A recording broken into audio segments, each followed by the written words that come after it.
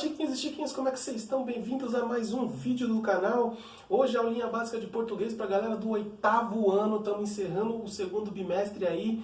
Então tem mais essa semana que vem já estamos encerrando o segundo bimestre. Preciso então de todas as atividades, hein, galera? Quem tiver com atividade atrasada já manda, corre atrás, porque o prazo é curto, beleza?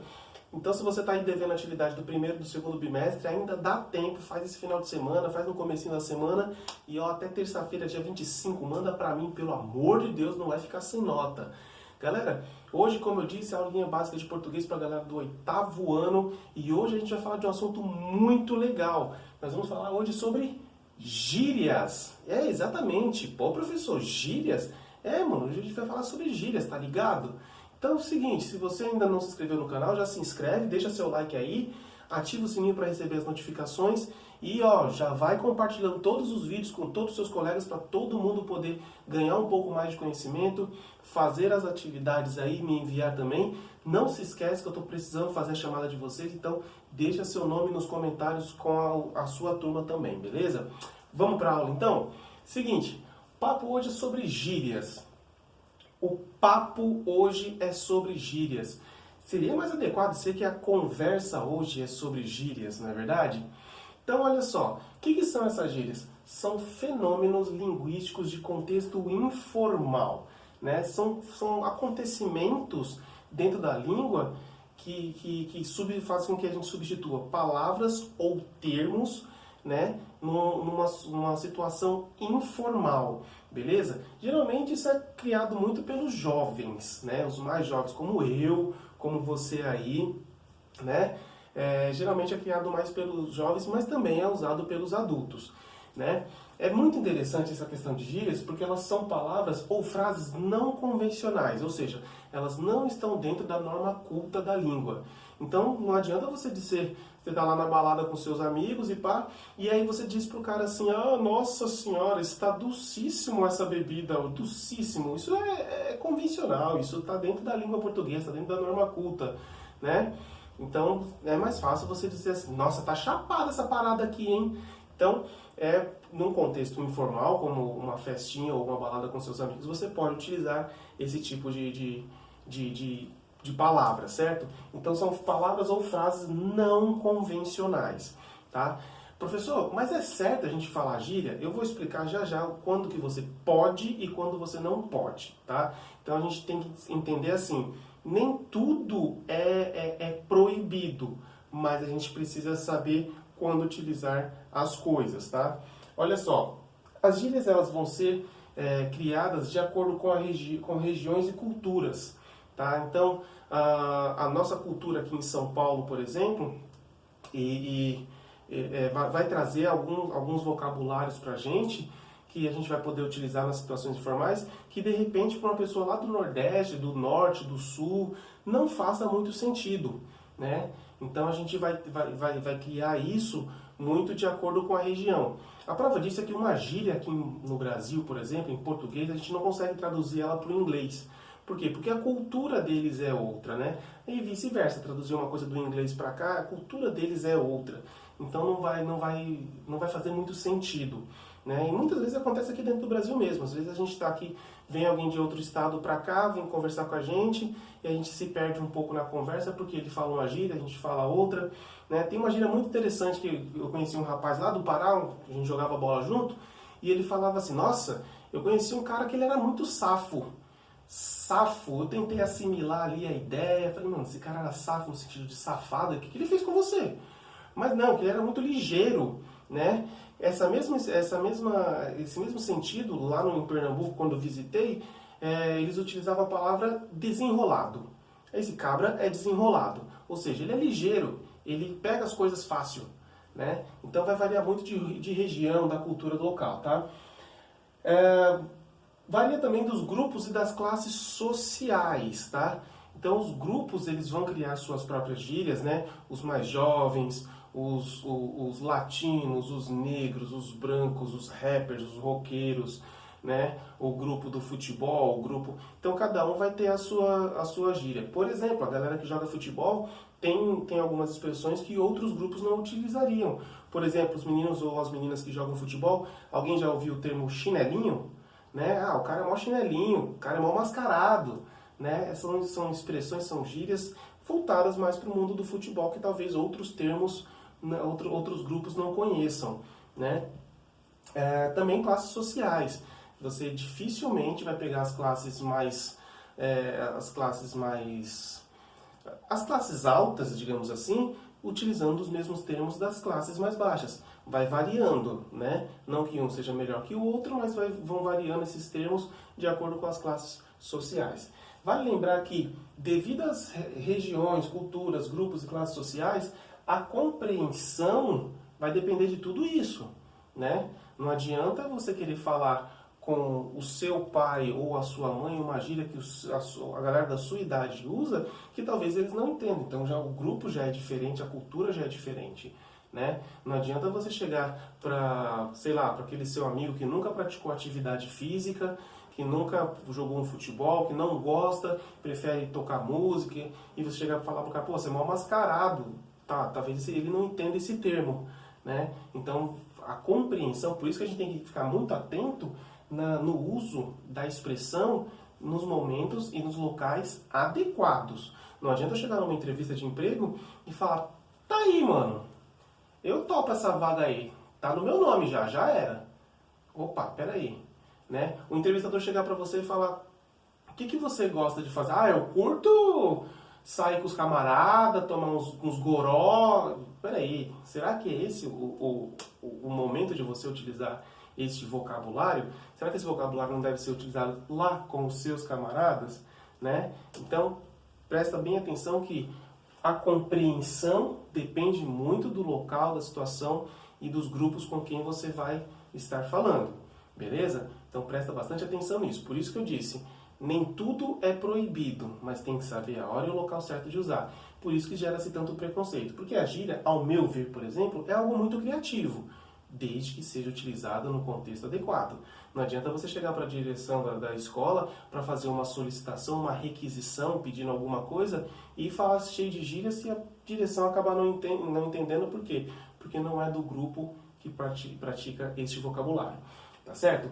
Então, olha só, as gírias geralmente elas são criadas para substituir termos formais, tá? Ou seja, elas têm um sentido conotativo. O que é esse sentido conotativo? É de sentido figurado. Você não pode levar ela ao pé da letra, senão ela não vai fazer sentido. Beleza? Por exemplo, beleza. Você vai falar beleza, se você for levar ao pé da letra, o cara chega assim, ah, vamos marcar de a gente sair amanhã? Beleza. Não, você não precisa ir bonito. Basta ir com a gente. Né? Então, não faz sentido.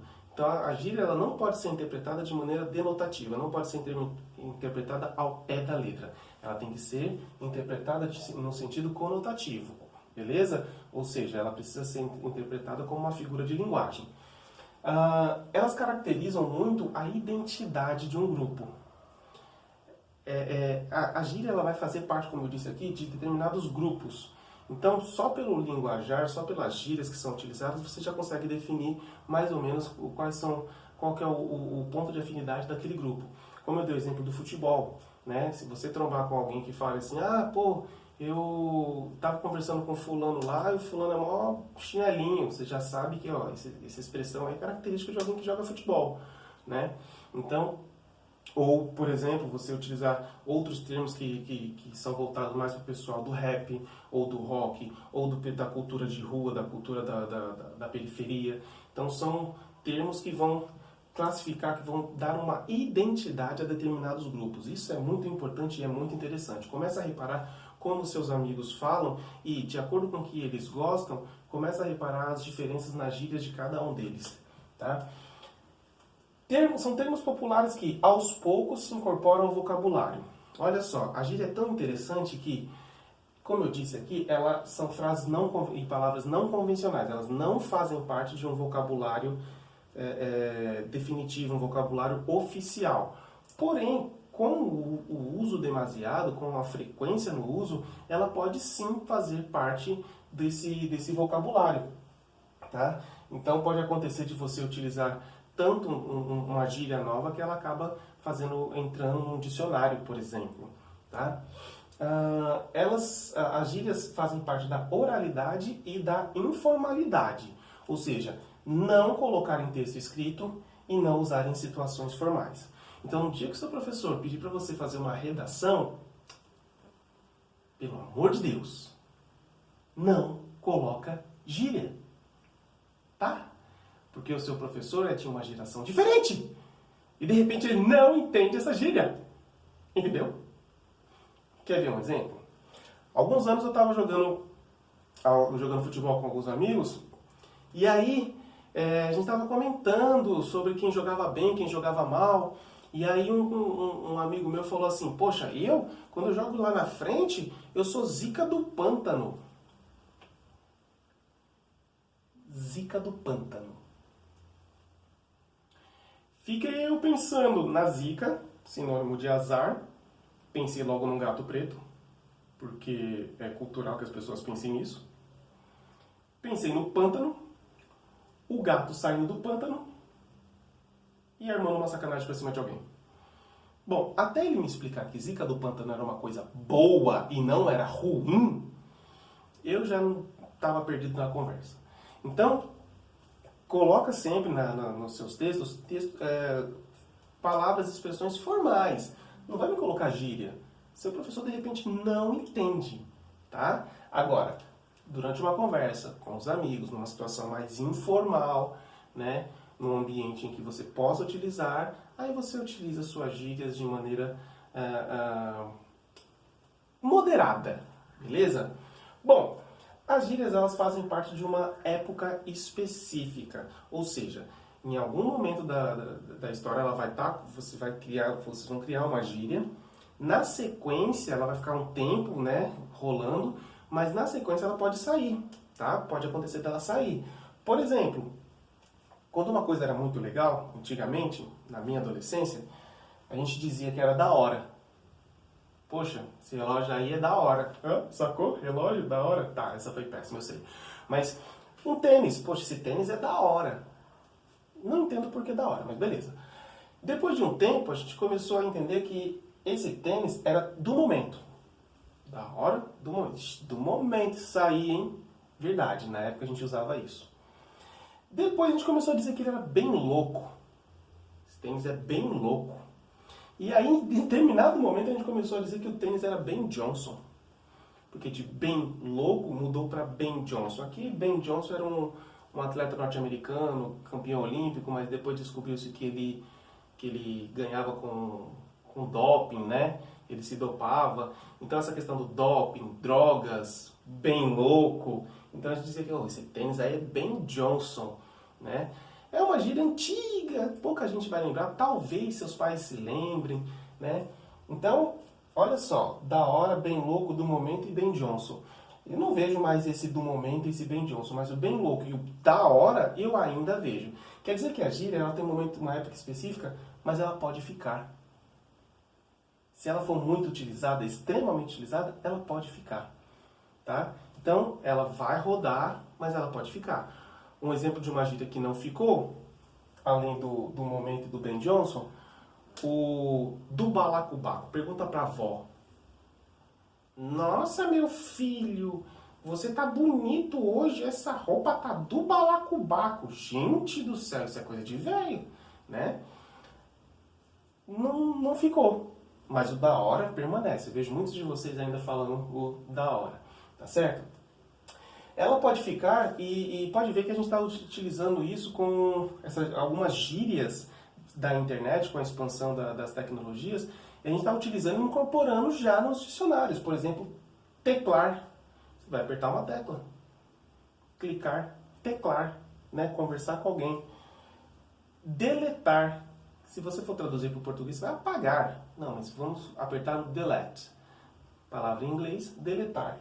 O trollar, esse trollar ficou bom, né? Que é o troll, você vai trollar alguém.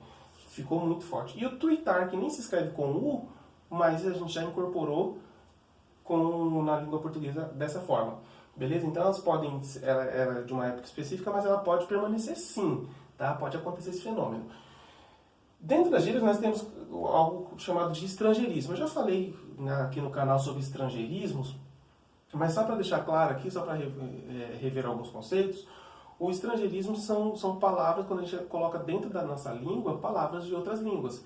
Dentro das gírias, por exemplo, a gente tem a palavra brother, como exemplo, que significa irmão em inglês, né? E quando é uma pessoa muito próxima, uma pessoa muito querida, um grande amigo, você fala, pô, aquele cara é meu brother, né? Então, esse é um caso de gíria baseado no estrangeirismo. Temos o neologismo. O que é o neologismo? É a criação de novas palavras. O cara cria uma palavra que não existe. Por exemplo, aniversariar. Né? Isso aqui não é uma gíria, mas esse verbo não existe. Ah, ele está aniversariando. Não, ele está fazendo aniversário. Tá? Então, mas a gente acaba criando gírias a partir de palavras que não existem. Tá? O que é o jargão? O jargão a gente vai colocar aqui na classificação de gírias, porque o jargão, na verdade, é um termo utilizado para determinado grupo profissional, certo? Então, são gírias dentro daquele grupo profissional, dentro daquela profissão, tá? São termos técnicos.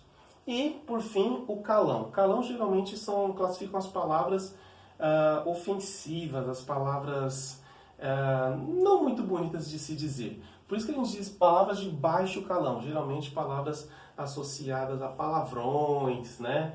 Associadas de cunho sexual, tá certo? Bom, galera, o que eu tinha para falar sobre gírias é um pouco extenso. Se você quiser rever alguns conceitos, dá uma voltada aí, também deixa nos comentários, professor, vamos falar um pouquinho mais de gíria, né? Eu queria saber a opinião de vocês, se vocês gostariam disso também. Bom, mas o que eu tinha para falar hoje sobre gírias é isso, tá certo? O que eu queria pedir de atividade para vocês? Vocês vão postar para mim, lá nos stories de vocês, uma frase. Na verdade, vocês vão postar as duas frases. Ela com os termos com gíria e outra com termos formais. O mesmo sentido, só que um com gírias e outro com termos formais. Manda uma mensagem para mim, me marca lá, manda uma mensagem para mim nos seus stories com as duas frases, uma falando com gírias e outra falando nos termos, explicando para mim o que significa, né? Falando nos termos formais, tá certo? Essa é a atividade da semana. Se você gostou desse vídeo, comenta aí, põe aí nos comentários, abaixo do seu nome e a sua turma, o que você achou dessa aula, se você gostou, se você não gostou. Não se esquece de deixar o seu like, se inscrever no canal para receber as notificações, ativar o sininho, dar aquela fortalecida no canal, beleza? E é isso. Também não se esquece de mandar as atividades, tá bom? Galera, muito obrigado pela atenção de vocês. Espero que o salgadinho de fofura de vocês esteja muito bom e a gente se tromba aí. Obrigado e até mais. É nóis que tá.